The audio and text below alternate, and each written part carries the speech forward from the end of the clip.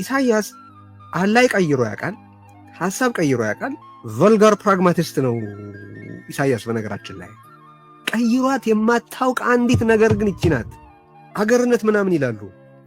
ወረዳ ብሎ ነው የሚረዳት ትግራይን ኢሳያስ።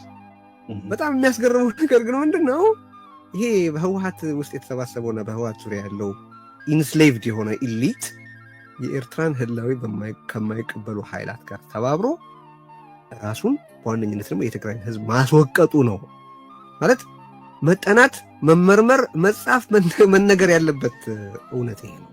አሁንም ያንኑ ፓተርን ተከትሎ ትላንትና አገኘሁ ብሎ በመቶ ሺዎች አሰማርቶ የትግራይን ህዝብ በመፍጀት ውስጥ ከዋና ተሳታፊዎች አንዱ ከነበረው ሻዕቢያ ጋር ተጣምሮ በትግራይ ውስጥ አኮሞዴቲቭ ፖለቲካ ከሚኖር ለሻዕቢያ ባርነት አድሬ ትግራይን የጦር አውድማ አድርጌ ኢን ዘ ፕሮሰስ እኔ እንደ ግለሰብም ሆነ እንደ ቤተሰብ ብተርፍ ይሻለኛል ብሎ የወሰነ ቡድን ነው።